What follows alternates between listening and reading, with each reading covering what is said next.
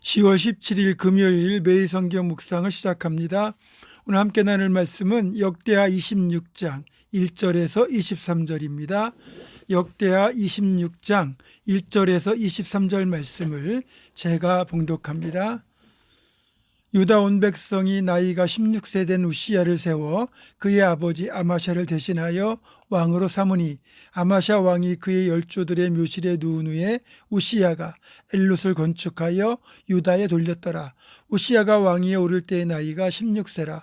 예루살렘에서 52년간 다스리니라. 그의 어머니의 이름은 여굴리아요 예루살렘 사람이더라. 우시야가 그의 아버지 아마샤의 모든 행위대로 여호와 보시기에 정직하게 행하며 하나님의 묵시를 밝히 하는 스가랴가 사는 날에 하나님을 찾았고 그가 여호와를 찾을 동안에는 하나님이 형통하게 하셨더라.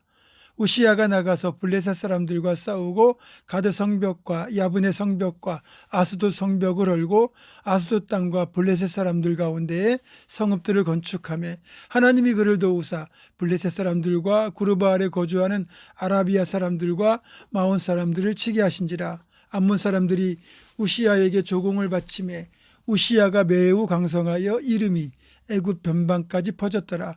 우시야가 예루살렘에서 성 모퉁이 문과 골짜기 문과 성 구비에 망대를 세워 견고하게 하고 또 광야에 망대를 세우고 물 웅덩이를 많이 파고 고원과 평지에 가축을 많이 길렀으며 또 여러 산과 좋은 밭에 농부와 포도원을 다스리는 자들을 두었으니 농사를 좋아함이었더라. 우시야에게 또 싸우는 군사가 있으니 서기관 여이엘과 병영장 마아세야가 직접 조사한 수요대로 왕의 지휘관 하나냐의 휘하에 속하여 떼를 지어 나가서 싸우는 자라. 족장의 총수가 2600명이니 모두 큰 용사요 그의 휘하의 군대가 30만 7500명이라. 건장하고 싸움에 능하여 왕을 도와 적을 치는 자이며 우시야가 그의 온 군대를 위하여 방패와 창과 투구와 갑옷과 활과 물맷돌을 준비하고 또 예루살렘에서 재주 있는 사람들에게 무기를 고안하게 하여 망대와 성곽 위에 두어 화살과 큰돌을 쏘고 던지게 하였으니 그의 이름이 멀리 퍼짐은 기이한 도우심을 얻어 강성하여 짐이었더라.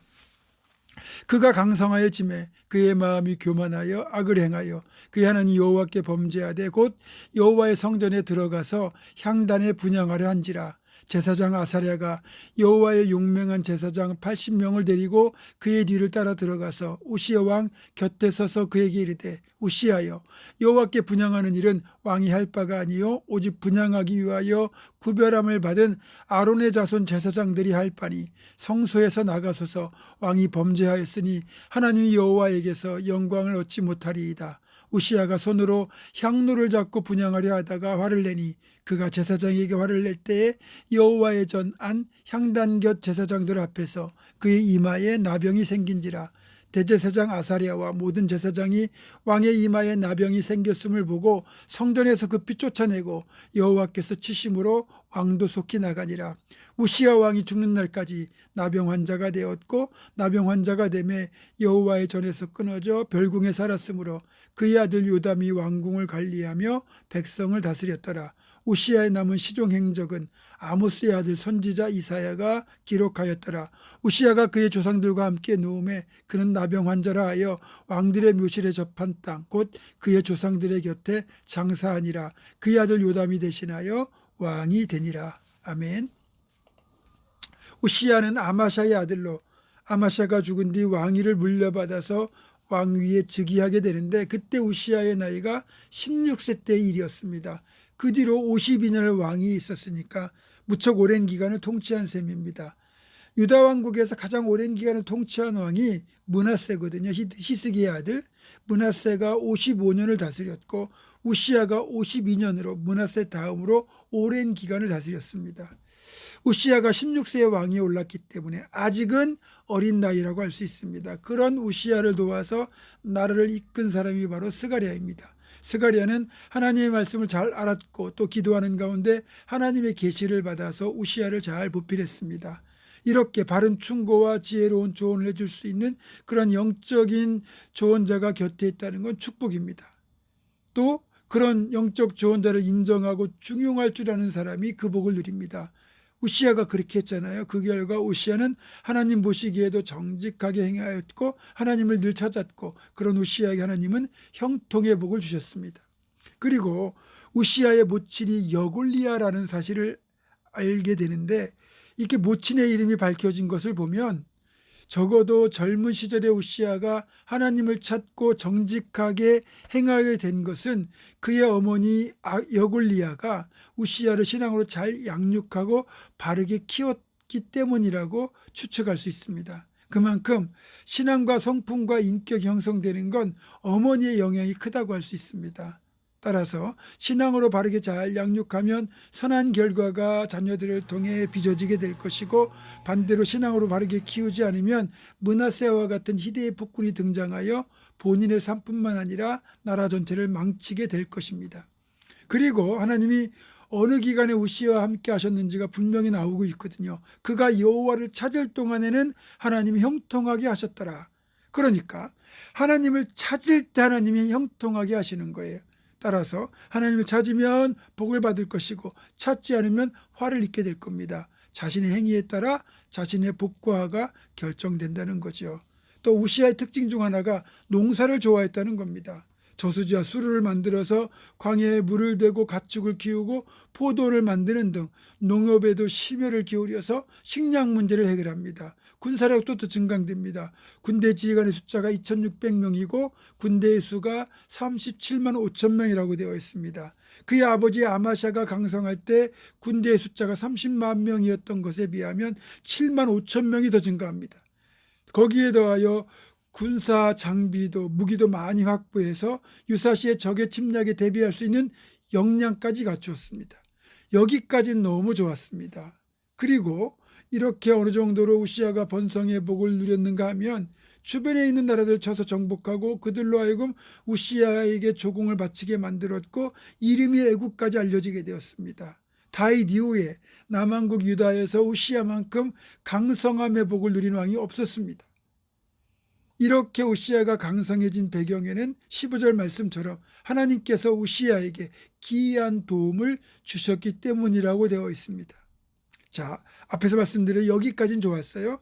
그러나 이런 강성함 뒤에 나타나는 보편적인 부작용이 우시야에게도 그대로 나타납니다. 16절에 보니까 그가 강성하여짐에 그의 마음이 교만하여졌다고 말하고 있지 않습니까? 쉽지 않은 거예요. 끝까지 겸손하는 게 참 어려운 것 같아요. 그리고 그 교만의 형태가 종교적 월권 행위로 드러났습니다. 제사장만이 심리할 수 있는 성전 제사를 직접 자기가 심리하고 분향까지 하려고 했습니다. 그래서 용감한 제사장 아사랴가 다른 제사장들을 불러와서 우시야를 제지했음에도 불구하고 그는 성소에 들어가 끝까지 분향하려고 했습니다. 감히 왕을 누가 말릴 수 있겠습니까? 그런데 하나님이 개입하셨어요. 우시야에게 갑작스럽게 나병이 발생한 겁니다. 하나님의 심판이었죠. 우시야가 이렇게 교만했던 대가는 너무나 처참했습니다.